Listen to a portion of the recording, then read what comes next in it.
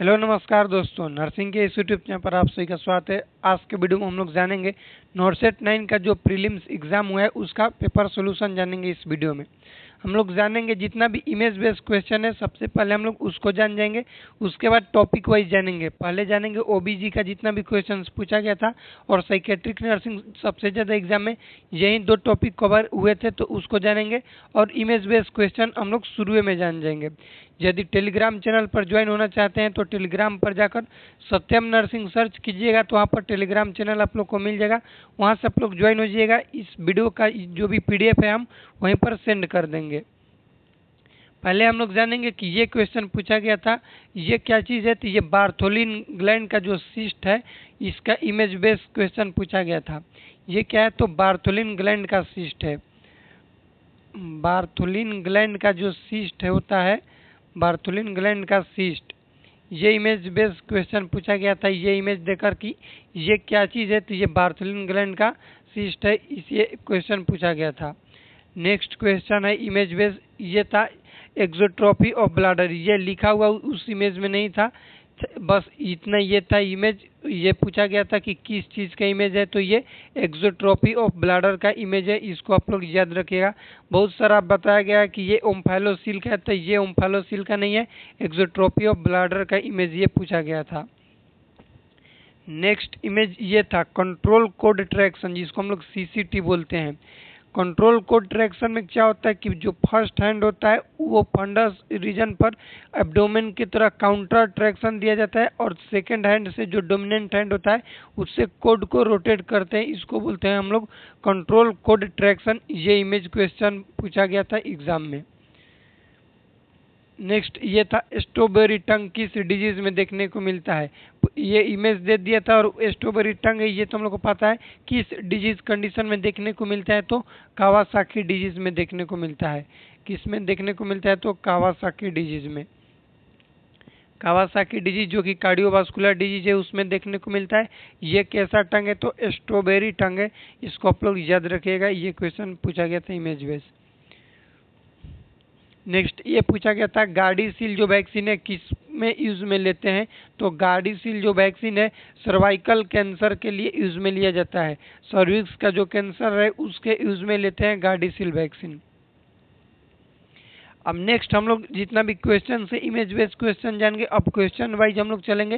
First question है कि RH negative mother है तो उसमें एंटीडी जो वैक्सीन है, एंटीडी मतलब कि रोगाम, उसका डोज क्या होगा। एंटीडी वैक्सीन का डोज क्या होगा, तो वो होता है 300 mcg। mcg मतलब माइक्रोग्राम। 300 माइक्रोग्राम मदर को एंटीडी देते हैं RH नेगेटिव वाले मदर्स को। नेक्स्ट क्वेश्चन है कि the patient on lithium therapy, patient किस पर है, लिथियम थेरेपी पर, and develop nausea and vomiting and diarrhoea. Patient को क्या हो रहा है, नोजिया वोमिटिंग और डायरिया हो रहा है, तो नर्सिंग प्रायोरिटी क्या है। नोजिया वोमिटिंग डायरिया किस चीज़ को इंडिकेट करेगा, तो लिथियम के टॉक्सिटी को इंडिकेट करेगा। तो उस कंडीशन में सबसे पहले लिथियम को होल्ड करेंगे, विद होल्डर नेक्स्ट डोज को होल्ड करेंगे। उसके बाद क्या करेंगे, हेल्थ केयर प्रोवाइडर जो है उसको फिजिशियन कन्फर्म करेंगे। उसके बाद सीरम लेवल चेक करेंगे। याद रखिएगा फर्स्ट स्टेप ये होगा। सेकेंड फिजिशियन को इन्फॉर्म करेंगे। थर्ड में क्या करेंगे हम लोग, तो चेक करेंगे सीरम लेवल इमीडिएटली। ये थर्ड में होगा। इसका राइट आंसर ऑप्शन बी हो जाएगा। 2 नंबर वाला इसका राइट आंसर है। नेक्स्ट है a psychiatric patient is called, एक साइकेट्रिक पेशेंट है जो बोल रहा है I want to go home.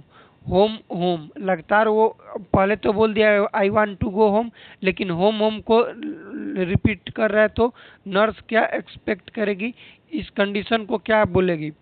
Option A है इकोलेलिया। इकोलेलिया का मतलब होता है कि जो भी एग्जामिनर है उसके वर्ड को रिपीट करना, तो इकोलेलिया नहीं होगा। सेकेंड है इकोप्रेक्सिया। इकोप्रेक्सिया का मतलब होता है कि मूवमेंट को रिपीट करना, तो ये भी नहीं होगा। इसका राइट आंसर ऑप्शन सी हो जाएगा वर्बिजुरेशन। वर्बिजुरेशन का मतलब होता है कि एक ही वर्ड को बार बार बोलना है, उसको बोलते हैं वर्बिजुरेशन। नेक्स्ट क्वेश्चन था मिनी मेंटल स्टेटस एग्जामिनेशन से। ये MMSC का फुल फॉर्म लिख लीजिएगा, mini mental status examination. Total score इसमें कितना होता है, तो 30 होता है।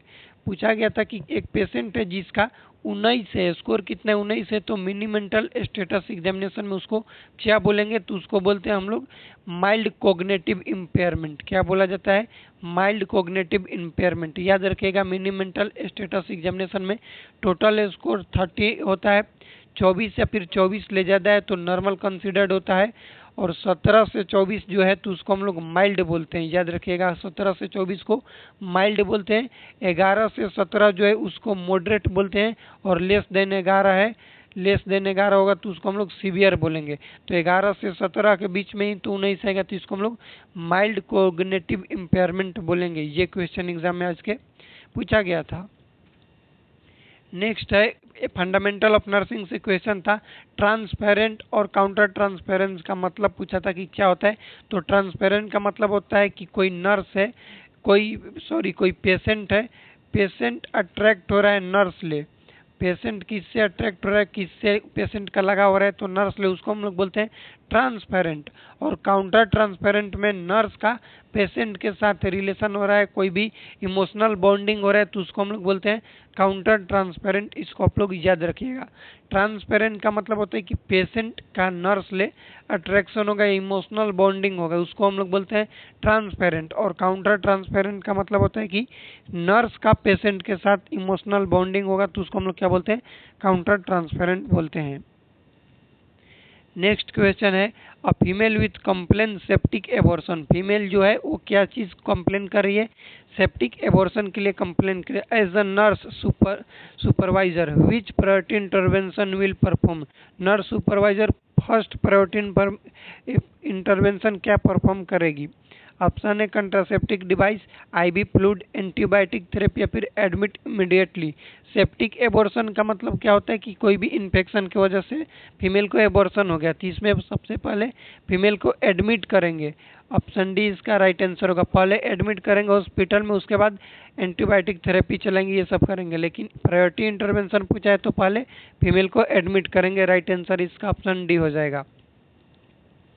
नेक्स्ट क्वेश्चन है, लाइव वैक्सीन पूछा है कि इसमें से कौन सा लाइव वैक्सीन है। MMR, TT, OP भी यहाँ पर नहीं था, IP भी था, यहाँ पर IP भी था, IPV, ठीक, और हेपेटाइटिस बी। तो लाइव वैक्सीन होता है MMR, मिजल्स, मम्स, रूबेला। क्या होता है, तो लाइव वैक्सीन होता है। ओरल पोलियो नहीं था, इनएक्टिवेटेड पोलियो वैक्सीन ऑप्शन में था।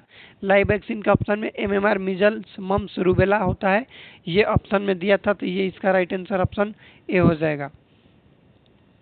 नेक्स्ट क्वेश्चन है, ये पूछा गया था रीजनिंग बेस पर कि यदि क्लॉक बराबर DMPL है तो वॉच बराबर क्या होगा। इसको किस तरीके से सॉल्व किया जाता है, चलिए आप लोग को हम बताते हैं। पहले क्या है, क्लॉक बराबर DMPL, ABCD पहले लिख लेना है। और क्लॉक बराबर क्या था, CLOC के, क्लॉक बराबर था DMPL था ना, तो सी के आगे क्या रहा है, डी आ रहा है। फर्स्ट सी के आगे एक डी आ रहा है, उसके बाद एल के बाद क्या है, तो एम है, यहाँ पर एम है। फिर क्या है, ओ के बाद क्या आ रहा है, तो पी आ रहा है, ओ के बाद पी, मतलब एक स्टेप आगे बढ़ रहा है, समझ रहे हैं। सी के जगह पर डी आ रहा है, एल के जगह पर क्या आ रहा है, तो एम आ रहा है, ओ के जगह पर इस साइड पी आ रहा है।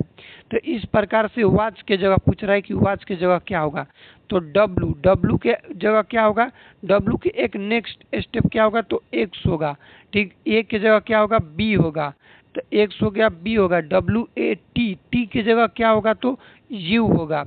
WAT, सी के जगह क्या होगा, डी होगा, और एच के जगह क्या होगा, तो आई होगा।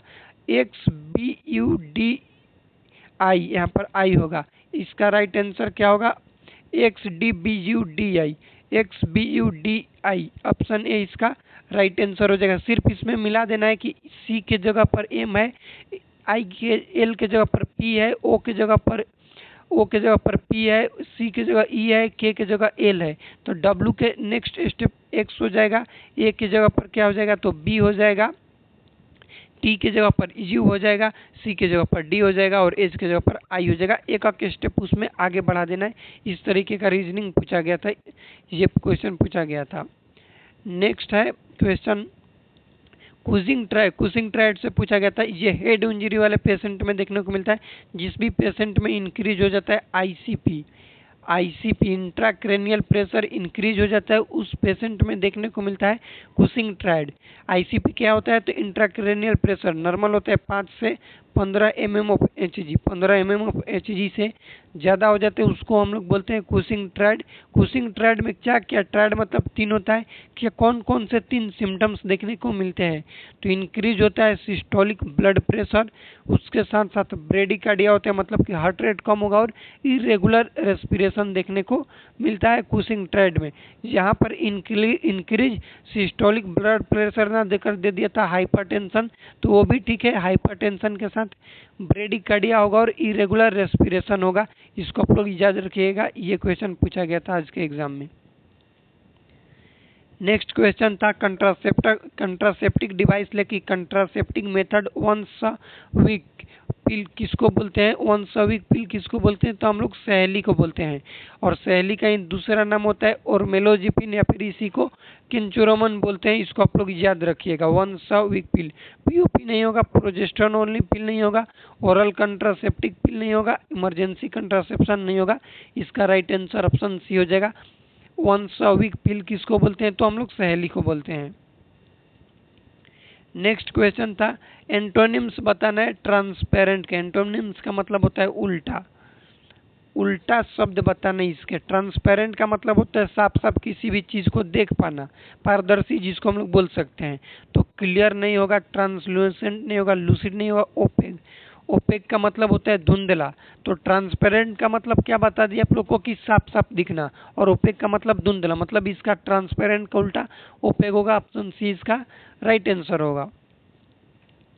नेक्स्ट क्वेश्चन है a person that start at a point walk 2 kilometre north जा रहा है। पेशेंट क्या है? वॉक कर रहा है 2 किलोमीटर। पहले कहाँ गया? नॉर्थ में गया, ठीक, 2 किलोमीटर। उसके बाद क्या? 3 किलोमीटर ईस्ट में गया। 3 किलोमीटर कहाँ गया? ईस्ट में गया। एंड फाइनली 2 किलोमीटर साउथ में। 2 किलोमीटर कहाँ गया? साउथ में। तो पूछ रहा है कि person from there starting, how far is the person from starting point. यहाँ से स्टार्ट किया था, 2 किलोमीटर इधर गया, 3 किलोमीटर इधर गया, और फिर किधर आया? 2 किलोमीटर इधर आया। तो यहाँ से यहाँ की दूरी कितना होगा? तो 3 किलोमीटर होगा। कितना दूरी होगा? तो 3 किलोमीटर होगा। ये क्वेश्चन पूछा गया था एग्जाम में। नेक्स्ट है एनाफाइलेटिक शॉक किस टाइप का शॉक है? ये क्वेश्चन पूछा गया था कि एनाफाइलेटिक शॉक किस टाइप के शॉक होता है? तो ये होता है डिस्ट्रीब्यूटिक शॉक के अंदर आता है। डिस्ट्रीब्यूटिक शॉक के अंदर 3 शॉक आते हैं, ANS। इसको इस तरीके से आप लोग याद रख सकते हैं। एनाफाइलेक्टिक शॉक आता है डिस्ट्रीब्यूटिक शॉक के अंदर, न्यूरोजेनिक शॉक आता है, और सेप्टिक शॉक। ये 3 शॉक किसके अंदर आते हैं? तो आते हैं डिस्ट्रीब्यूटिक शॉक के अंदर आते हैं। नेक्स्ट क्वेश्चन है a female in labour room. Female कहाँ पर है? लेबर रूम में है। हर सर्वाइकल डायलेशन इज 5 सेंटीमीटर। उसका सर्विक्स कितना डायलेट है? तो 5 centimetre. Which phase of first stage of labour. First stage labour के कौन से फेज में है? तो हम लोग जानते हैं फर्स्ट स्टेज ऑफ लेबर में 3 फेज होता है। 5 से पहले होता है 0 से 3 सेंटीमीटर, किस में? तो लेटेंट में। उसके बाद 4 से 7 होता है एक्टिव में, और 8 से 10 होता है ट्रांजिशन में। तो 4 से 7 और 5 है तो किस में आएगा? एक्टिव फेज ऑफ लेबर में आएगा। ऑप्शन बी इसका राइट आंसर हो जाएगा। नेक्स्ट क्वेश्चन है the Burn Marshall manoeuvre. Burn Marshall manoeuvre is a technique. ये क्या एक टेक्निक है? Sometimes use in obstetrics during which specific situation. कौन से स्पेसिफिक सिचुएशन में बर्न मार्शल मेथड को यूज में लिया जाता है? तो बर्न मार्शल मेथड को यूज में लेते हैं ब्रिज प्रेजेंटेशन में फीटल के हेड के डिलीवरी के लिए। किस में लेते हैं? ब्रिज प्रेजेंटेशन में फीटल हेड डिलीवरी के लिए बर्न मार्शल मेथड को यूज में लिया जाता है। चलिए इसका आप लोग को हम इमेज दिखा देते हैं कि किस तरीके का इमेज है बर्न मार्शल मेथड का। ये है बर्न मार्शल मेथड का इमेज, इसको आप लोग देख लीजिए। फीटल हेड डिलीवरी के लिए बर्न मार्शल मेथड का यूज लिया जाता है, इसको याद रखिएगा। इमेज बेस्ड भी क्वेश्चन पूछा जाता है। नेक्स्ट था जीके से क्वेश्चन की फर्स्ट इंडियन गवर्नमेंट कौन थी? Women. First women to be appoint as a governor of India, तो वो थी सरोजनी नायडू। कौन थी? सरोजनी नायडू थी। नेक्स्ट क्वेश्चन है a patient receive haloperidol for schizophrenia most common EPS क्या है? एक्स्ट्रा पिरामिडल सिम्टम्स मोस्ट क्या होगा? तो होता है एकास्थेसिया। क्या है? एकास्थेसिया मोस्ट कॉमन हेलोपेरिडोल का ईपीएस। एक्स्ट्रा पिरामिडल सिम्टम्स होता है एकास्थेसिया, इसको आप लोग याद रखिएगा।